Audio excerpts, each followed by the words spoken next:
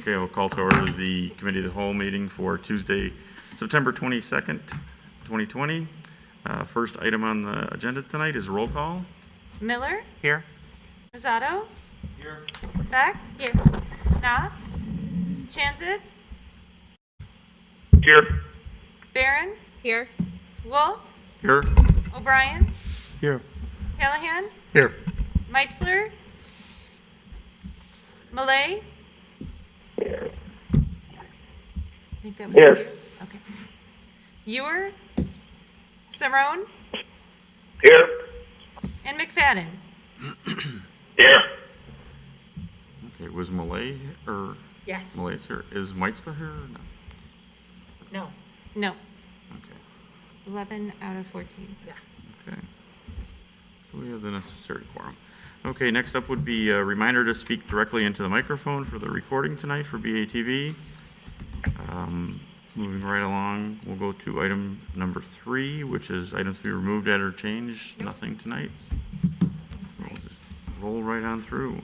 Matters from the public. I don't see anybody here from the public. Nobody called in from the public, so we're good. Then we'll move right on to resolution 20-111-R, accepting 10-foot sidewalk easement from the Covenant Church for the purpose of construction of a 5-foot sidewalk along the east side of the church property. Okay, this is out by the high school, the corner of Main and Millview, and it's an easement from the church to build a sidewalk out there. And I think, according to the last email we got about this, that we're going to wait until next year to do it, Yes. or would like to. Yes. Prior to the school district announcing that they were going to reinstitute holding in-person classes, we had planned to do this, but now we do not want to be disruptive of their calling students back in for in-person classes. And also, it would increase the expense of the project if the contractor had to close roads and use flaggers and that type of thing. Okay. One of the advantages was that school was out of session, or Okay. at least not, attending at that building. Okay. Because I was going to say, I don't know that even if they go back into session, if they would actually have cars on Millview or not, because if they think they're going to, then I'd say, yes, we wait and do it when they're not in session. I'm sure they would. I'm sure they would. It's A, A and B. yeah. Yes. Not having a kid there, I don't know, so. Yeah. Abby? Will we're getting the easement from the church, but will the sidewalk end up dead ending there when is it the Moose Heart fence starts, or will it continue all the way all the way around that? So it's only going to go to the church's south property line. yes. Okay, and then, South of that is a combination of both Moose Heart property and Park District property, and it would be anticipated that one day that would be constructed when the Moose Heart site develops. do we think that people will use that sidewalk and then try to cross over to go to the park? Is there could we do a mid-block crossing there, or a mid-block walkway, crosswalk? Frankly, I think probably the most use of that sidewalk is going to be all the kids who park on the west side of the road and who walk to the high school. Right. That's probably the primary use. Right, of and to that. keep them from out walking in the street. That's the big Literally, issue they're all out there. walking in the street right now. They walk in the street right now instead of walking down a sidewalk and getting in a car. So when school lets out or when school's starting, all the kids are out in the street. We try to avoid mid-block crosswalks whenever we can. They're just not a really good practice. And since the state won't let us put up any more flashing lights, we can't do that. We could right there, We could the there. city street. Oh, it's a city street, so we could do that? Yeah. We have the two old standards, we could do that. Technically could on state roads, though. Didn't they approve them again? No. We just chose not to. What's that? The, The Off flashing, system? the flashing beacons? Well, let's make sure we're all talking about the same thing, that the rapid yellow flashing beacons, such as exist at Batavia Avenue and Union, are perfectly acceptable now. There was a period there where they weren't, Right. but now they are. It was a patent issue that got cleared up. right, Okay. The Hawk system still not allowed. was not allowed in the state of Illinois. You can travel to other states, you can travel to other districts within Illinois where they are permitted. They're not permitted here on state routes. Okay, but this is just an easement for the sidewalk construction. This is just an easement that would allow us to construct a sidewalk essentially on private property behind the right-of-way. Does anybody on the phone have any questions or comments? I I do. I Go ahead, kind Jen. of along with Abby, I would like to kind of continue to monitor the kids with the potential of putting a cross area. You know, maybe not something permanent, but maybe sometime down the road if there is a concern for kids passing by. Awesome. Yeah, I mean, even trialing it for a short amount of time. Maybe not right away, but maybe when more kids come back, it Yeah, might see, be and something. what I notice out there too is you get kids that want to cross on both sides of Millview, the east side, or the east side and the west side of Millview. The kids that want to go to their cars that are parked out there, walk right down the street in the middle of it. Right. The kids that are going home Are somewhere else are on the east East side side. and they go over to the Park District property and walk the path. Yeah. So, But some of them might have friends, and even when the church has the breakfast on Thursday mornings, that's very popular, and kids are crossing all areas over. And granted, that's one day, but I think that just be cautious and Sure. maybe down the road. Yeah, let's Consider keep an that. eye on it. Well, with large, I mean, they do large soccer games there too, so I would Right. imagine people still park on the other side of the street. Exactly. Right. Yeah, they park in the church parking lot Yep, when their and then come tournaments are over. going on for the Park District program. So it's, you know, you're right. Not even with the school, even with the Park District programs on the weekend, there is that. Yeah.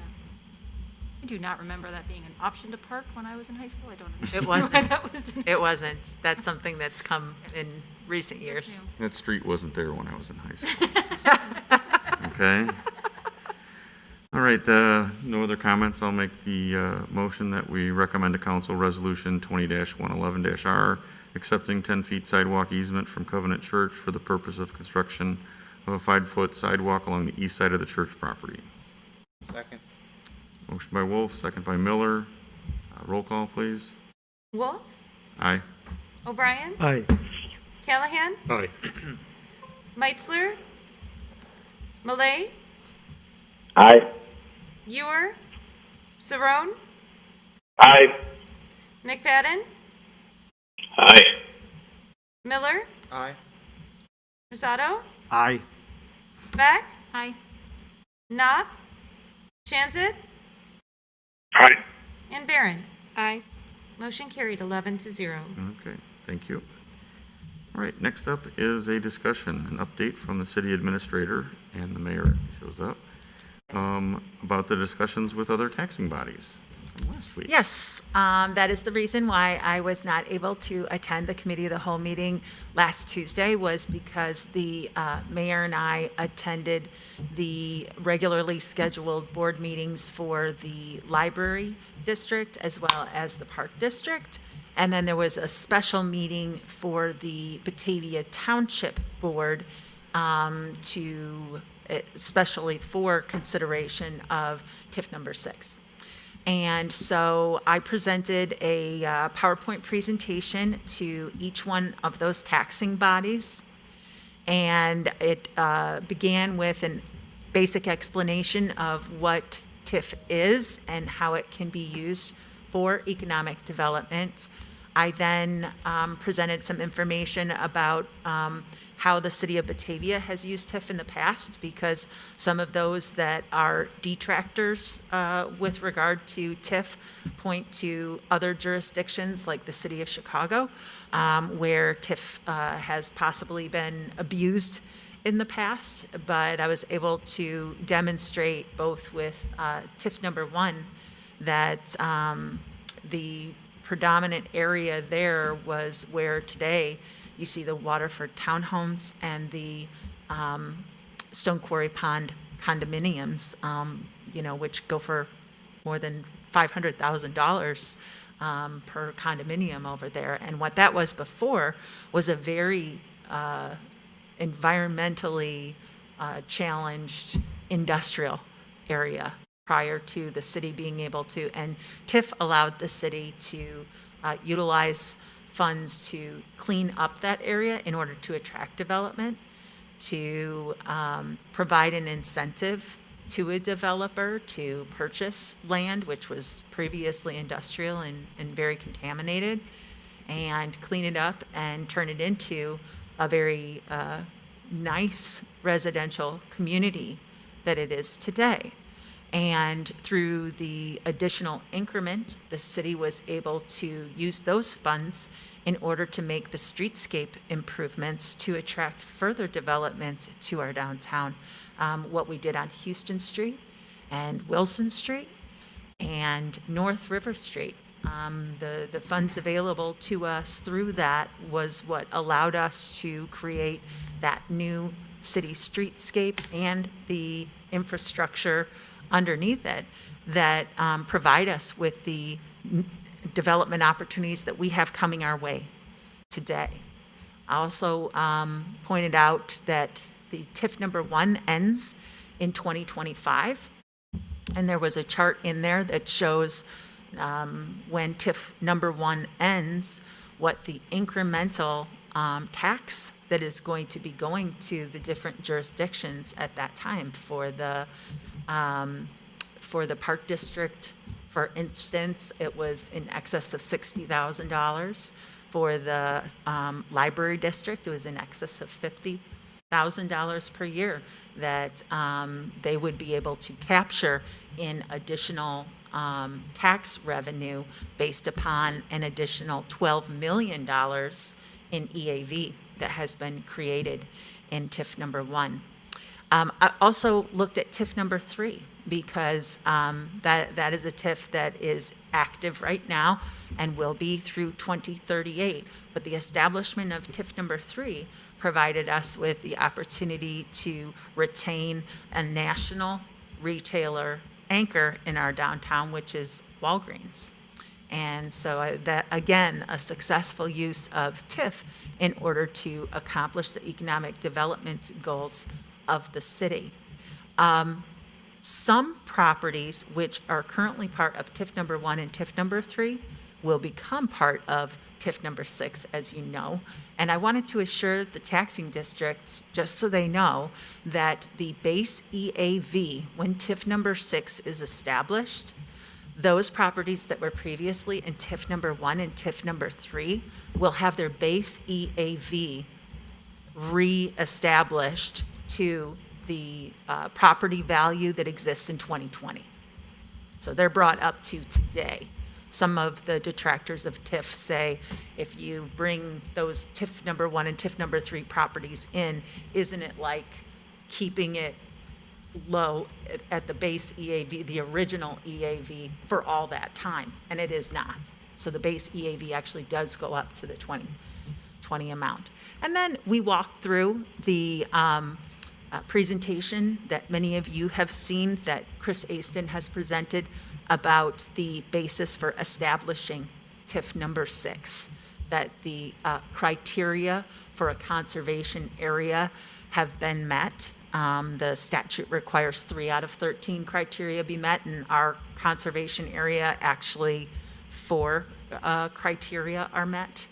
And so I walked them through each one of those elements. They've seen not only that presentation, but also that underlying 70-page document that is the Northeast District redevelopment plan and program, and offered them the opportunity to ask any questions that they might have. And each one of those groups had some excellent questions that they wanted to ask as to how the establishment of TIF number 6 would affect them, and or just questions about the redevelopment plan itself. And subsequent to those meetings, both the Library District and the Park District have reached out with follow-up questions, and either myself or Scott Buning, Peggy Colby have responded to the questions that they have.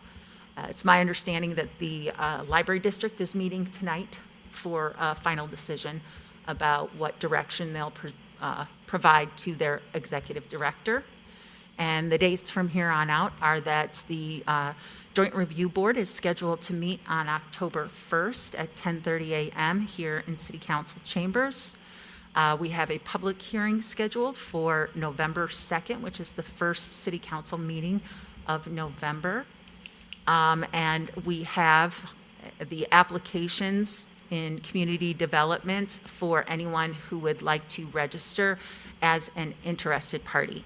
If you register as an interested party, then you receive all notices associated with TIF number 6 for a period of 3 years, but you can successively put your name on the list so that you continue to receive any information that is sent out about that TIF throughout its life. But that is basically how those sessions went. And I'm happy to take any questions that you might have about that. Do you have any questions? Hey, Laura, Yes. how much, you told us what the increment value was for the Park District and the town, but what was it for the school board, for TIF number 1 when it sunsets? That number is, let me just pull that up.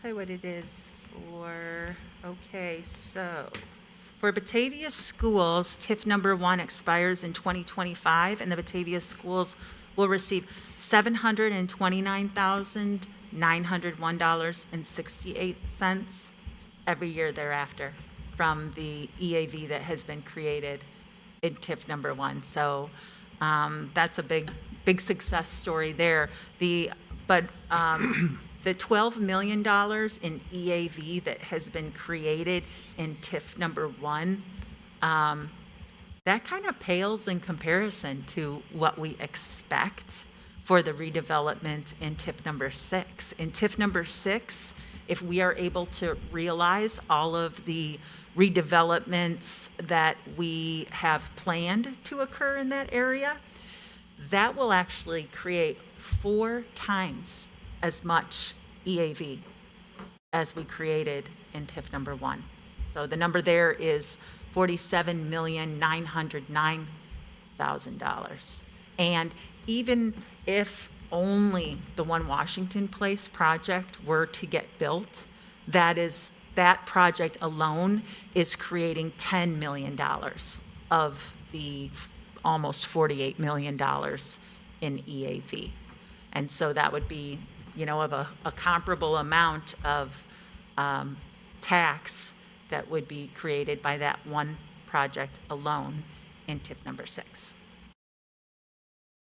Another thing that, especially when I had the conversation with the library district, because they were asking about what does the TIF Act provide for the library district during the time of the TIF.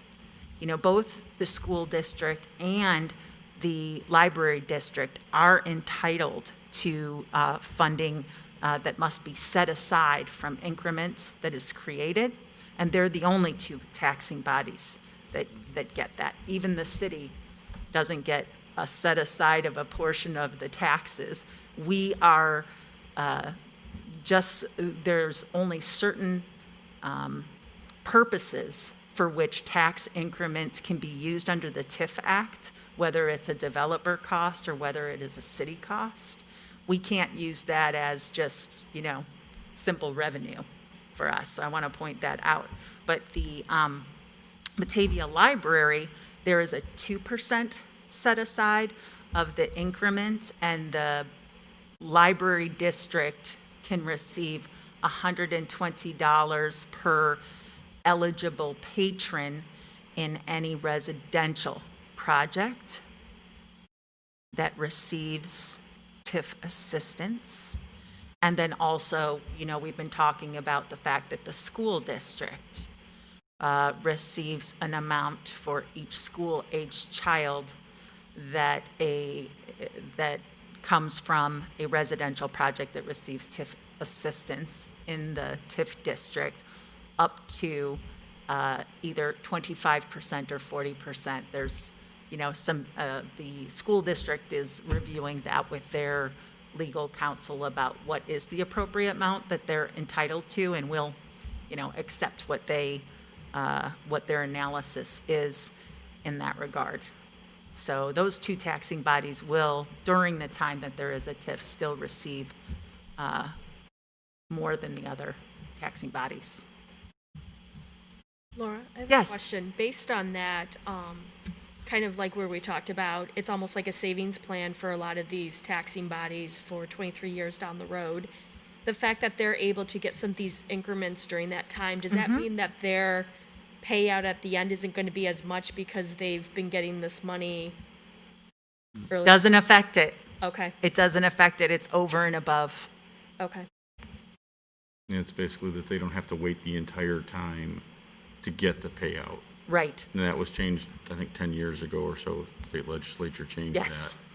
that there's a percentage that they get. And that was one of the things that we had discussed. You were not here, but we had discussed that, and that's one of the things in that plan or whatever that we had from the school district that suggested that we did not like going above and beyond what the state legislature said. Yes. I listened to your Okay. discussion, and I have provided that response to the school district to say that it's just not something that we want to do at this time, both for comments that were mentioned that being so close to the Joint Review Board meeting was a reason why the city council did not want to look at that at this time. And then the other reason being that the feeling was that it reduces council's ability to provide the incentives that are the purpose of establishing the TIF, and also to have the funding to do the infrastructure improvements necessary to complement and/or attract that development if we have already promised it to another party.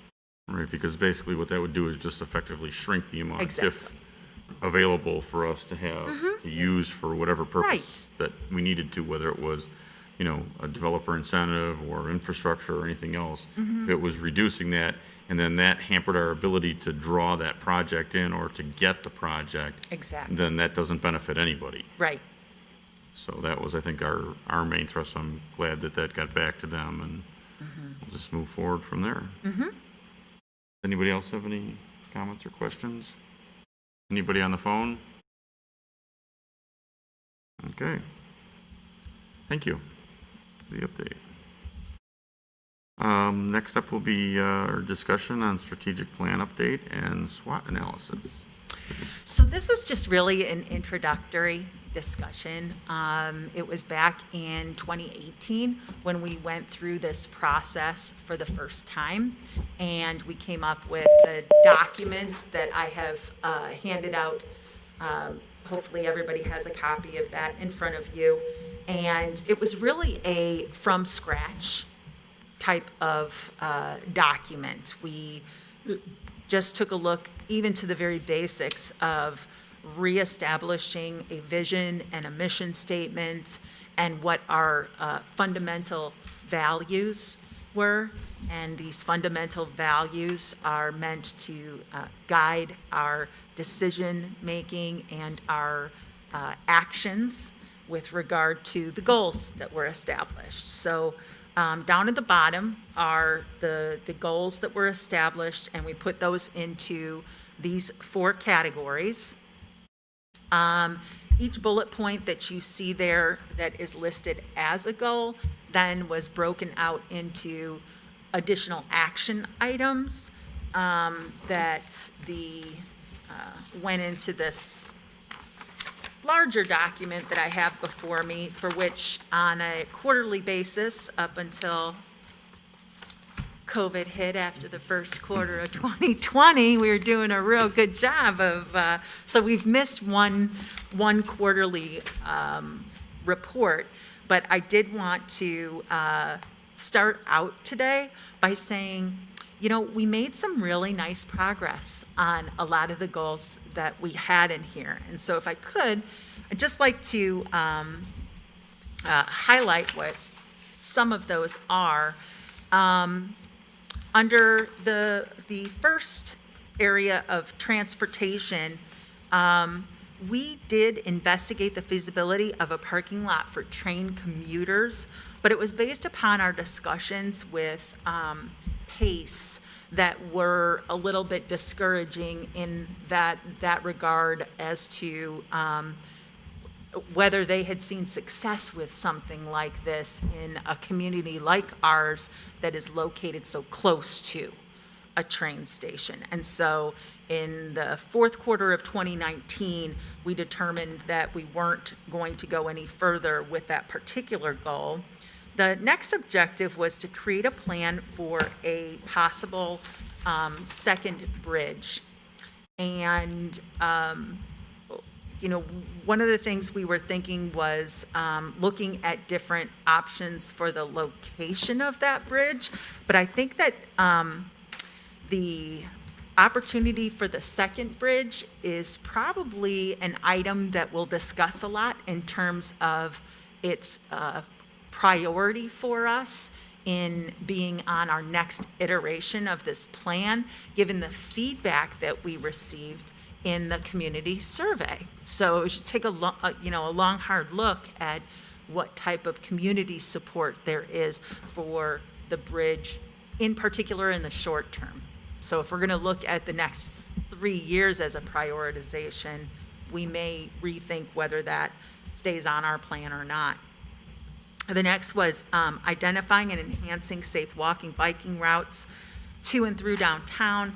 We convened a great group of stakeholders who created a very nice document identifying certain areas where in the short term we could make improvements, and we worked that list and made several of those improvements. I think there were some items left on that list that had a higher dollar value and a greater complexity to them that maybe we should take a look at in our next iteration of this plan. And then also identifying and enhancing safe walking routes. We were also looking at the possibility of creating a sidewalk connection between Geneva and Batavia in completing the sidewalk north of Campana to try to cooperate on that project. As we move through that, Kane County decided that they were going to fund Phase 1 engineering for the reconstruction of the intersection of Route 31 and Fabian Parkway.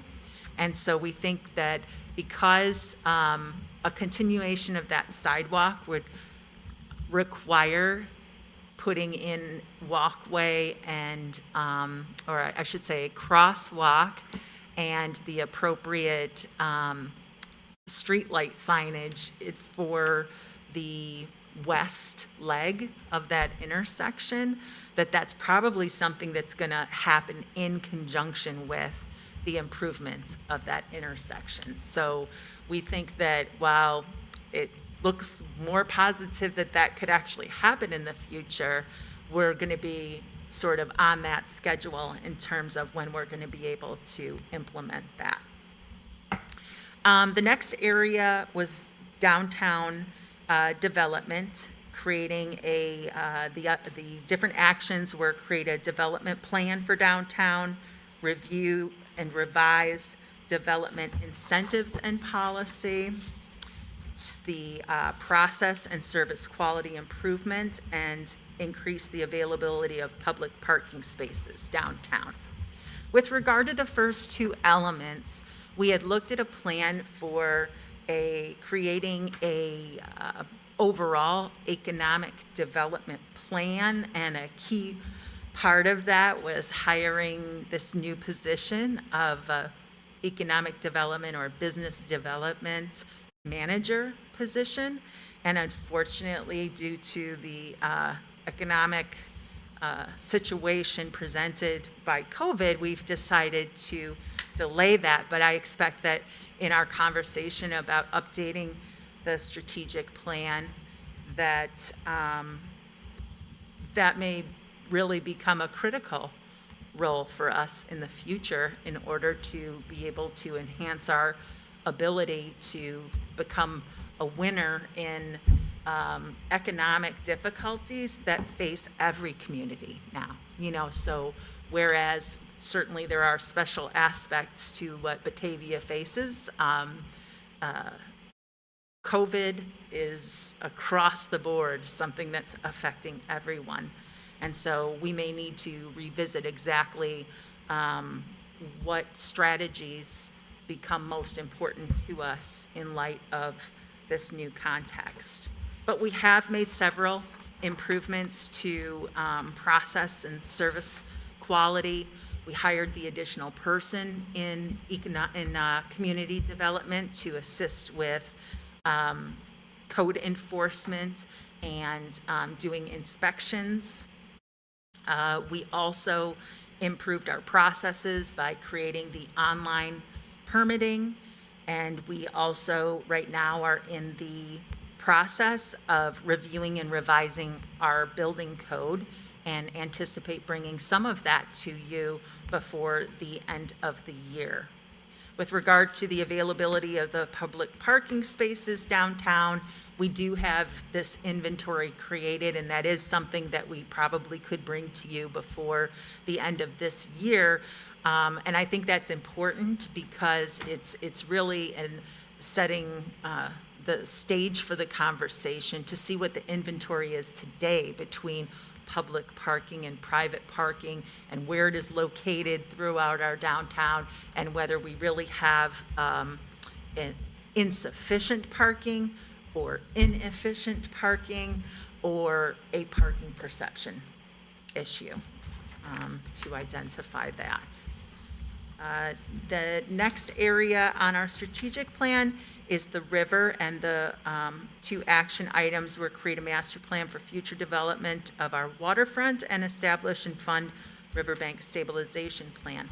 On that first action item, within the last several months, we've had a lot of really great traction on that one, both in our communications with the Illinois Department of Natural Resources, who has funding for and is moving forward with other communities in removal of their low-head dams.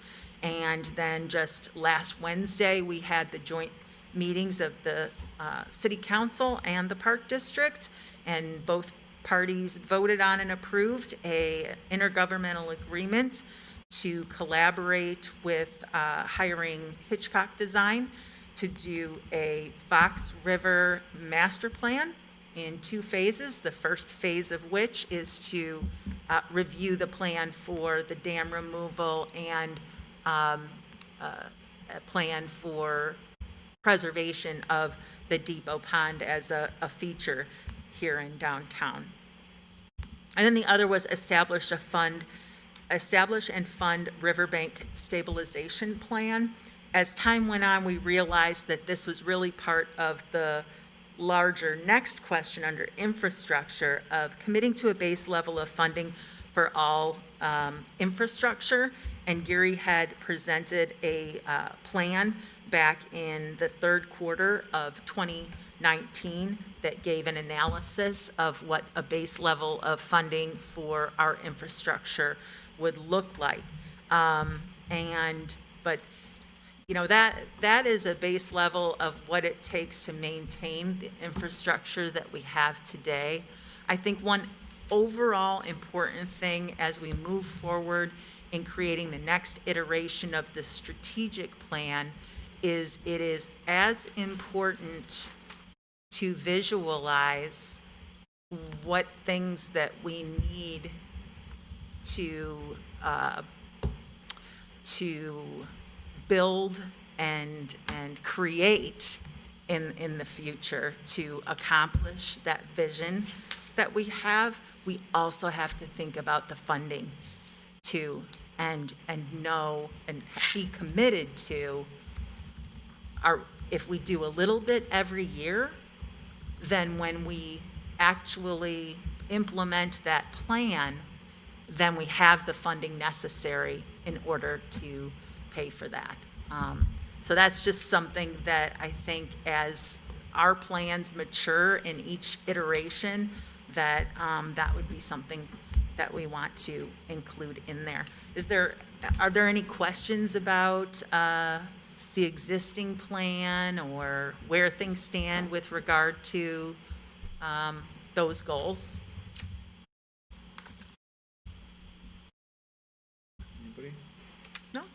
You know, I think we're progressing through some of this. I think this year has kind of been anomaly where we just all kind of stop for a while because there's so much else going on or not going on. And, you know, I think it's good for us to look at this again and realize there's still, you know, 2 more years of this, try to get through what we've already talked about, but it's also a time to think about, we're gonna have to do this again and, you know, lay it out for another 3 years.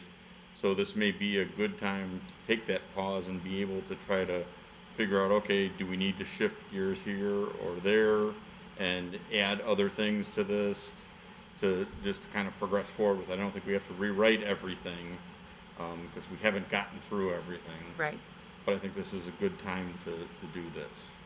yes.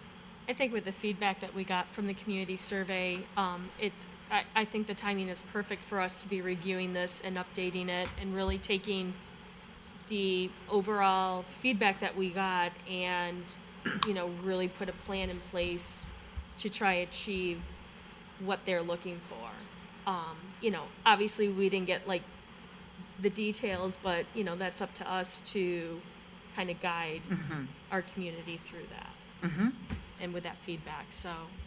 Yeah, and I think, of course, the biggest challenge is gonna be funding the things that we think have to happen.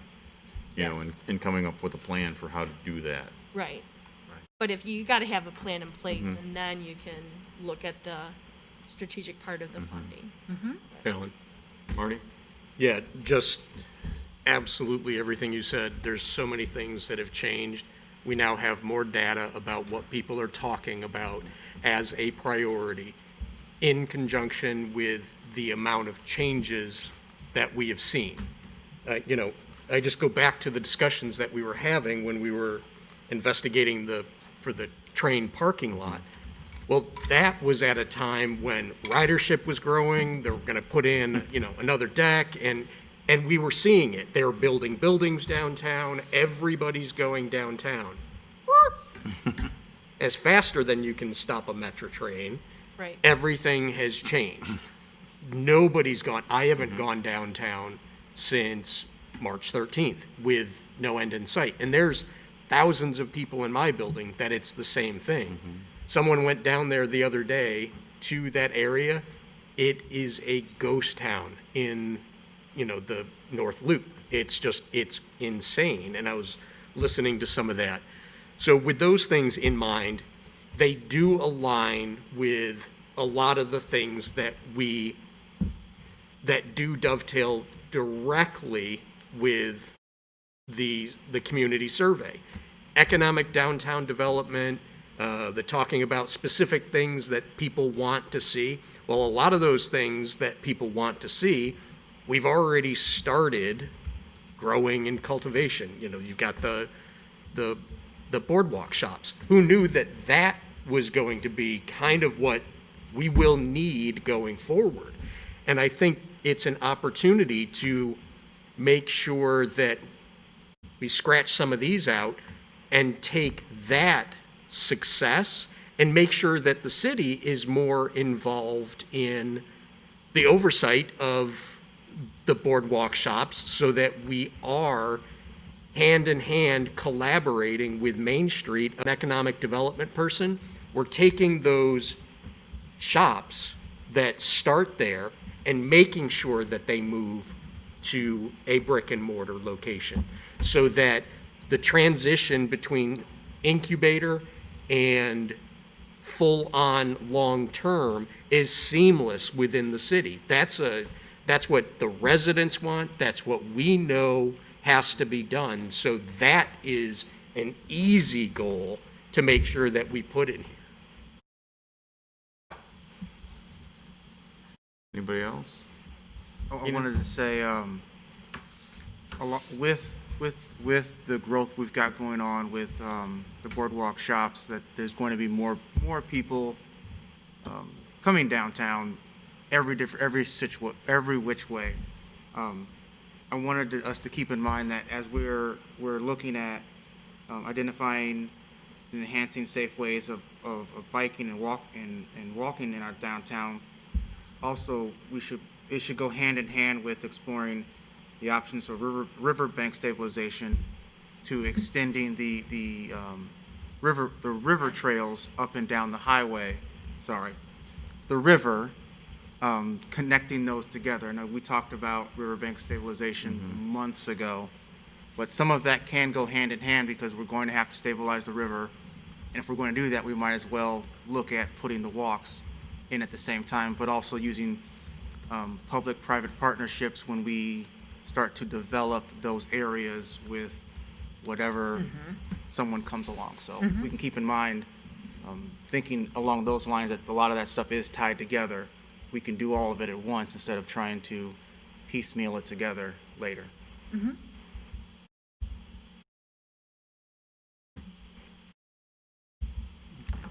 Anybody on the phone have any comments?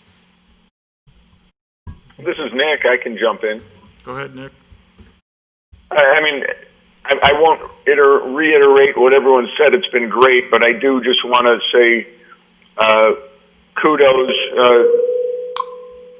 to Laura for keeping this front and center. This is a time that it's easy to focus on the troubles and the problems and take your eye off the long-term goals and visions. So it's more important now than ever to keep our eye on those long-term goals, and I think it's great. It's a great first step, and let's keep at it.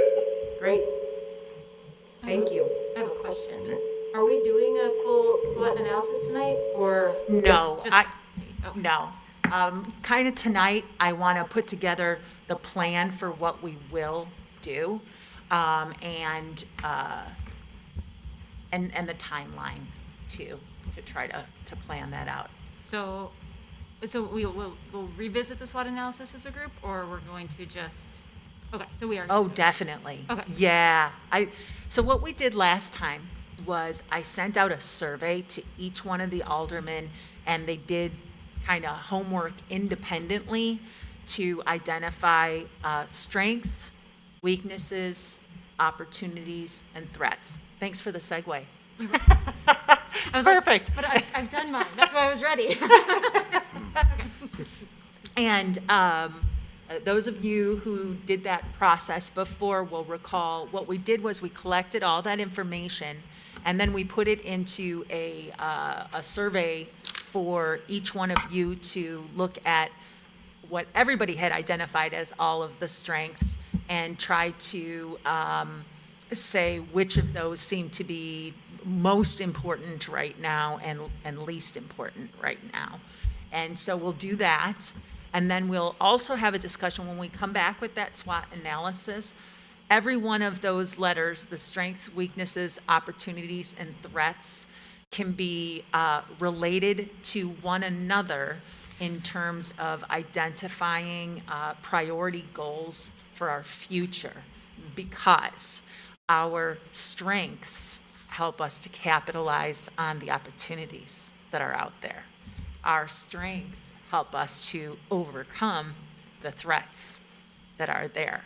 Our weaknesses might make it hard for us to take advantage of the opportunities out there, and our weaknesses and our threats are a real danger zone for us. So to be able to go into the identification of our future vision, because that's what we want to come to that strategic planning meeting with, is getting an idea of 3 years down the road, what does this town look like? And then what are the big things that are going to move the lever to make sure that we accomplish that?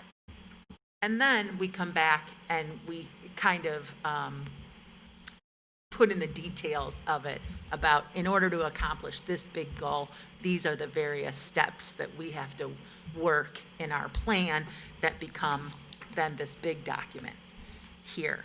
But the SWOT analysis will be our first step. I gave you the summary of the results from the last time that we did that inventory and survey. So I think that we should repeat that process in advance of our next meeting. The way that the meetings happened back in 2018, we had 2 big meetings over at the East Side Fire Station, And we had scheduled them for about 3 hours apiece, and I think both nights that we had those meetings, we used pretty much all of those 2-3 hours sessions. Is that something that you would prefer? Other groups utilize like an entire Friday or an entire Saturday or 2 days. Some people do it, but I really felt that we made the most use of our time when it was about the same time that we ordinarily meet in a day. I don't know, it kind of had that same type of cadence to it of our ordinary work session. Yeah, and having been through a number of them in different venues, different ways that we've done this over the years, honestly, I think we got the most out of the last session that we did. The last 2 of them that we did, and maybe it was the way we set it up, the way we tried to really define it before we went into them. Yep. To really focus on having something come out of it that we could use and that we would actually hold ourselves accountable for implementing over time, that we were going to go back to it and review it a couple times a year, so that way we made sure we didn't forget that, hey, this is what we said we were going to do 3 years ago. What did we do? And that's something that I think was always lacking in earlier plans. So, I feel like that was a good way that we went through that. So Okay. I'm all for trying to go back and do that again. And I think that as long as nobody else is upset with that or against that, I think that's what we should do. Because I think it was the least amount of time that we had spent in all the iterations of these I've done. And then it seemed like it had the best product at the end of it of all the ones that we had done. I just I'm interested, I know you threw some questions to me, in anticipation, so when you hold up the little paper, I'm kind of like, I was expecting binders. So I'm just kind of interested, having not gone through this and knowing what you know about things, is there any questions you wanted to kind of throw out for anybody to mull on going into anything? No, and getting a little bit more time to mull over my own chicken scratch, better fine tune my thoughts will be great. And then Great. getting to kind of air those out a little bit as well and getting to submit them for, not anonymously, but like to be able to throw them into the hat with everything else. No, it's really exciting. Good, I've got more time to. Oh yeah, you're totally gonna geek out, I know you. I'm such a nerd. Like, I love SWOT analysis. Like, Yes. very exciting. I do too. One of the suggestions that I would make, it is hard to predict the level of business that might need to be conducted on any given Tuesday. I'm going to just throw this out there. Would you be willing to, on the non-city council meeting Mondays, could we have our 2 sessions on October 12th and October 26th?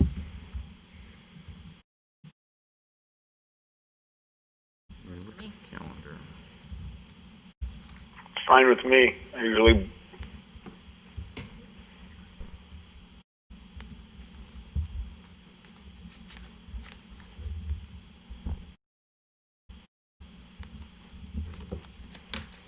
The other thing that I wanted to ask, I could try to figure out how to do the same type of working in teams that seemed to work well in the last iteration, but we were all in the same room. So would the folks who are on the phone feel safe being present in the room so long as social distancing was still maintained? Could we get everybody in person?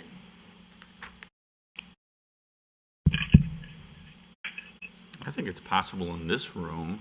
Yeah, I was just gonna say, I would suggest you guys do it in this room. Yeah, Yeah, Because because, just the footprint of the fire station is smaller.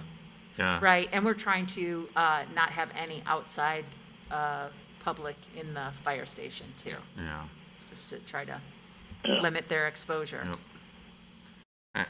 I'd be okay if we did it in here. Okay. I'll tell you what, I don't want to put anybody on the spot, so please email me if you would have any problems with doing it as an in-person session. And if there's somebody that couldn't do it in person, we could always use the screen. Yes, I think we should definitely at some point try that yes. and see how that would work if we had the screen up like we would do when we do a normal call-in meeting. Yes, And we are. especially if we only have 4 or 5 people that are out. The good news is Howard is one cable away from being able to do GoToWebinar Okay. and in-person meetings here. Okay, good. That was going to be my push, was to try to make sure that could happen in the next month. Great, So I think that's good. excellent. All right, I will put together agendas for those meetings very soon, and what the homework we'll do in advance of those meetings. Very soon, I'll send out the survey about the SWOT analysis so that we can compile that information and have it for our use at our first meeting on October 12th. Will that be at 7? Yes, 7 to 10, And no later than 10. yeah. I'll turn the lights off at 10 Yeah. o'clock. Our minds were due If by we're 10 if we're gonna, if we're o'clock. gonna have extra meetings in a month, I'll make sure that they end. I say that, and I Thank probably you. have the longest meetings ever in city council that I've run. Have to be careful. Okay. The other thing that I'd like to end with is just, if you could be thinking about in the back of your mind, we have the 4 different categories that we use this time to organize our goals. I'm not sure those are the right categories, you know? So as we go through this, we may decide that different buckets make sense. Like, I'd maybe suggest one for financial sustainability, because that just, I think, is going to be a common theme for municipal government for the foreseeable future. I think economic development. Yes, Would be a big economic one. development is another one, for sure. Yeah.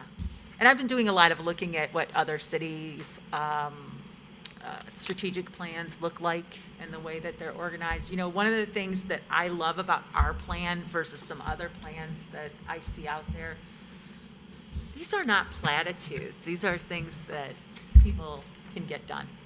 So I really love that about our plan, and it's extremely helpful to staff for it not to be platitudes either. We have some real things that we can get done. So thank you. That's all I have. Okay. And now, another update from last night on project status. Yeah, I don't have a lot new from yesterday, so, maybe just to reiterate for everyone that the candidate guide is now available for the April 6th election. We have a seat available in each ward, and we also have a 2-year unexpired term in the first ward. We are working right now on determining what our winter outdoor dining policies will be. The city of Chicago just yesterday came out with what their guidelines are.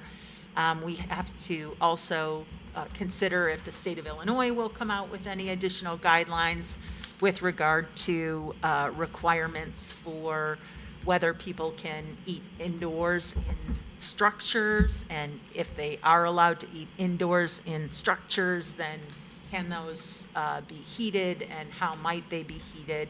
So we will have more information available to folks about that in the future. But the public outdoor dining areas, that furniture will be removed on the week of November 9th, because in the event that there is snowfall, we need to be able to get the equipment through there to clear that snow.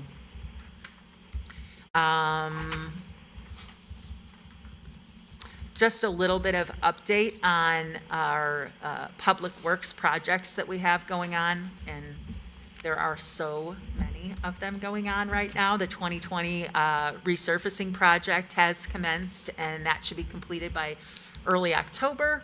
The Area 3 sewer separation project is on schedule to be completed the end of the construction season. Prairie Street is on schedule to be completed by mid-October, which is a little bit earlier than its schedule. The work that's being done along South Batavia Avenue is anticipated to be completed by the end of this construction season, but the work that's going on along Main Street will be partially completed. We'll do it on a block-by-block basis, and, but we do expect that there's still going to be some residual work that we need to complete in 2021. Laura? Yes. While you're on Main Street, I know we talked before the meeting, but I just Yes. wanted to get it out to the public Sure. watching tonight, that we've had some complaints about the dust because it's been so dry, and because there's been so many trucks trying to get work done out there. There's been just incredible amounts of dust all along the first 4 or 5 blocks of that. So we got notice today that the contractor will be going twice a day, you said, to water the street down, Yes, to try to keep the dust down. So Yes. it's not going to eliminate it, but Right. it should help. right. So I just wanted to make sure that that went public tonight, that people know that we are listening and we're going to get the contractor to do something. And then finally, just, I mentioned last night, kind of a public service announcement, just letting everybody know there's been an uptick in the burglaries to motor vehicles, and that's throughout the Fox Valley region as well as here in Batavia. Just encourage citizens to remove valuables from your vehicles when they're unattended, and always lock your doors, especially at night. That's it. So, Any questions, Marty? As it relates to the guidelines for the outdoor dining and that, I understand there's going to be a lot of changing even as we continue to go, as it possibly spikes again, and all of those conditions are going to be changing for a while. However, all communities and all restaurants are going to be in the same kind of boat. So I'm concerned that if we don't proactively figure out some things that we might allow or change policies on certain types of heaters or fire pits, those sort of things, that when restaurants go buy them, they're not going to be available, or they're going to be so astronomical that the economic is not going to make sense. So how can we proactively, understanding that the guidelines still maybe aren't there, but what barriers or policies do we need to review, look at as a council to give direction that, yes, we will allow that, no, we will not allow that, so that businesses can start proactively making their plans for what they need to do? I would say that if you are going to use any type of heating, that probably you should not anticipate that you would be allowed to do that within a structure. I mean, of course, no propane type of heater inside a structure. Electric, the city of Chicago is allowing electric heat inside structures if a certified electrician is used to install whatever that is. And then you also have to have a fire extinguisher. And the feedback from the business community on the Chicago rules is that it's cost prohibitive for most businesses. So what I would advise is if you have an outdoor area that is uncovered, heaters are fine. But as soon as you have the introduction of some type of tent structure, then no. The current rules with regard to any enclosure are that 50% of one wall has to be open for air circulation, and that any tables need to be located within 8 feet of that opening. So for instance, that became important for Riverside Pizza, has where they can open their front doors, but the tables need to be within 8 feet of the front of the restaurant. before indoor seating was allowed. Now indoor seating is allowed, so. And I know we've got like the fire pit that was the unsanctioned one outside of the former Aliano's. However, people are wondering, what does that mean for temporary pits or structures? I don't know what we have that does or doesn't allow that. And I think I'm kind of wondering what the direction would be for that. Because I know that we can have stuff that's in your backyard, not smoke generating, but what can a business in a non-enclosed area, non-tented area, what can they use that if they can't get a propane heater or an electric heater, can some of the burn pits be allowed? I I'll don't know. explore that because in my memory, when Pal Joey's was over here on the river, that there were some type of, They had They have a open gas flame. in They the middle actually had of those open flame in tables. the centers of the tables. I mean, and I've seen that in other cities and other Those were places. Yes. gas of some sort. yeah. We are actually meeting about this tomorrow, so. Yeah, because I think it'll just be helpful for when we get questioned, is this allowed, is Yep. that not allowed? So that if they want to go out and buy a burn pit or a fire pit before they're all gone, that, yeah, you can go ahead and do that with the anticipation that there might be some cleanup ordinances or direction, Yeah. and I think people will understand. Or even liability. Yeah, I Ex- think that Absolutely. question was actually And asked at they- one of the governor's press conferences, and I think it's the state fire marshal or something was gonna come back with a recommendation, is my memory on what the governor's response, or somebody's response was at one of those press conferences, because that's something that's being asked all over the state. Right. About what they can do. Right. You know, because it's, okay, if I go out and, have a tent put up, can I have, the heaters on it if I leave one wall off of it? Or can I use infrared heaters on it, or whatever they want to do? And I think the one big question was, especially when it's in a public right-of-way, like on a street or a parking lot or something like that, that I don't know how you allow an open pit fire, Yeah. or a fire pit that's there with, even wood-fired. How do you allow that? Because if you're going to try and get any heat off of it, it has to be partially covered, which just doesn't work. Get any heat off of it. So I think that there's probably, I hope that there will be some kind of direction from the state, but who knows what that'll be. So if we had we had a tent on River Street. One of the businesses puts the tents up there and they wanted to heat it with propane. Propane's a clean energy. And so they then vent it through the top of the tent somehow, like a teepee, but they vent it. We wouldn't allow something like that?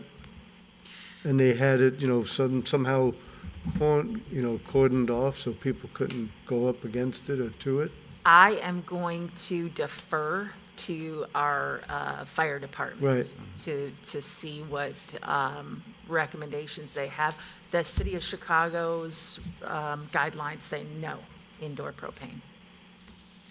We have an existing situation right across the street here at the former Aliano's. The signs are all gone and everything else. I don't know if you remember, he went out there and put a fire pit out in Right. front. Under the First, awning. he put it underneath the overhang. Then we howled and screamed, and without permits, he moved it, put it out where it is now.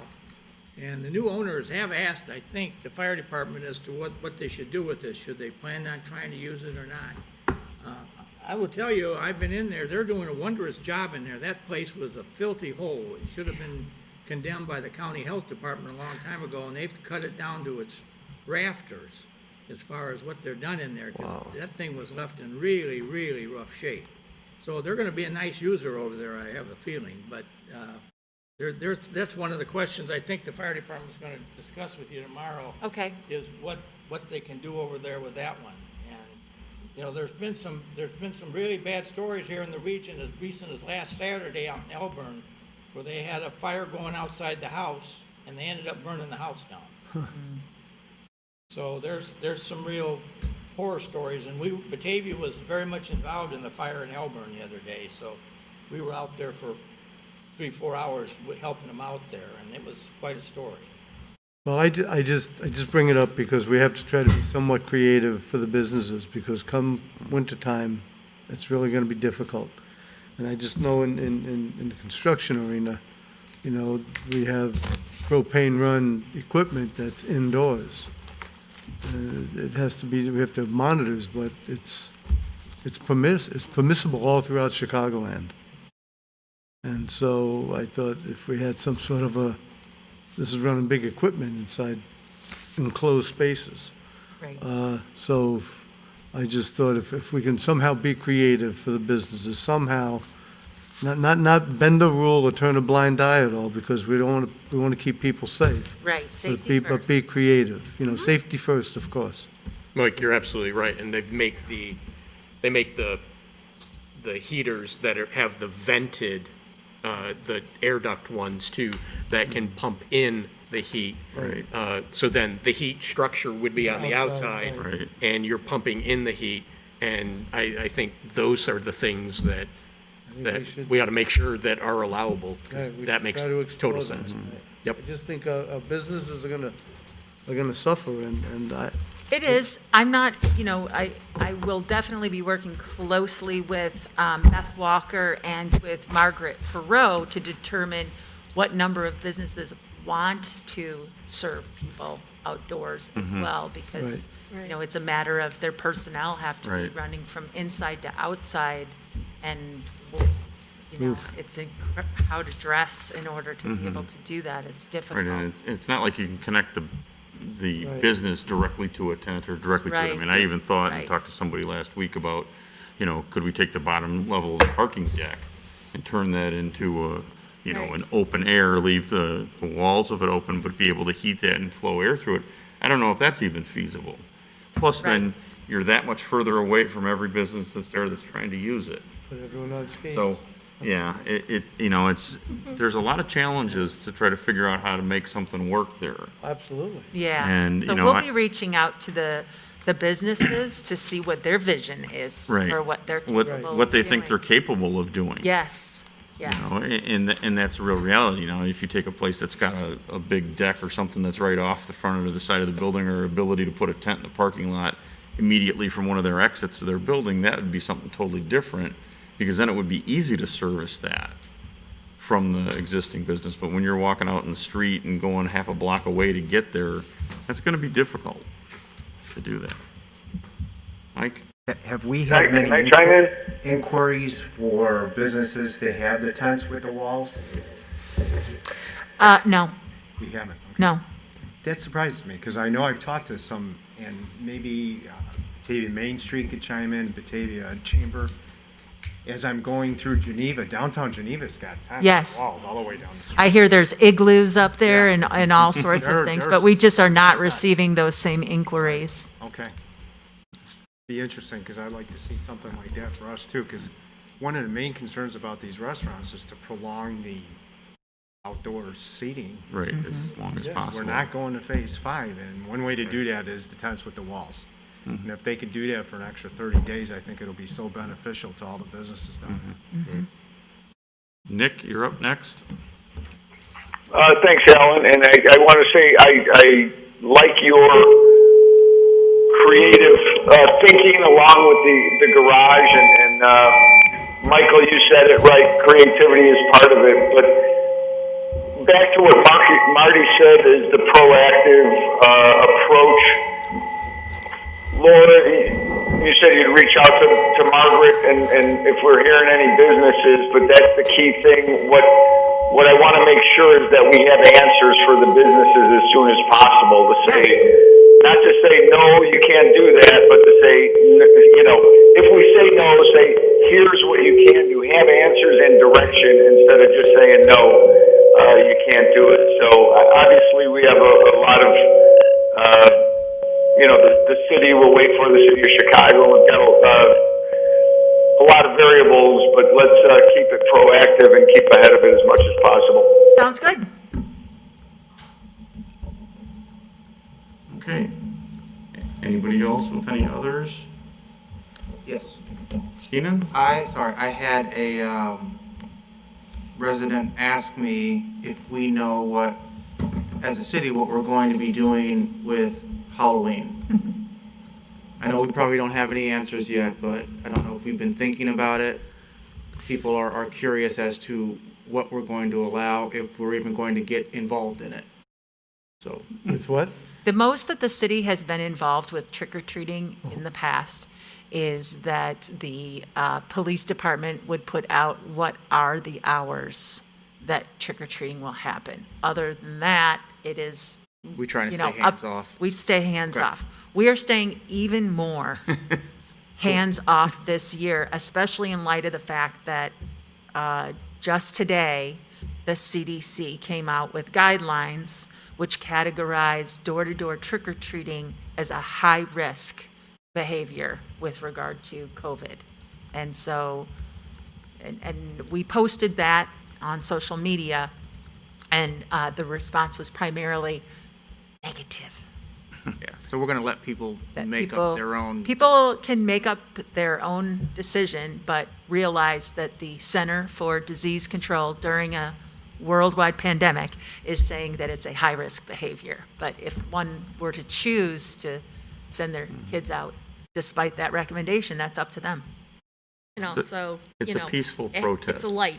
If the light is on, you can go there. Right. But don't, if there's no light on, don't, there are just families that don't want to participate in Right. that. So I think it needs to be, Yeah.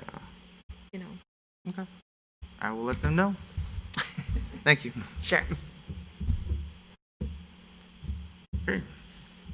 Anybody else have any others? Others? Not? I move we adjourn. All right. Second. Motion and a second. All those in favor? Aye. Aye. Opposed? Okay, everybody gets to go home.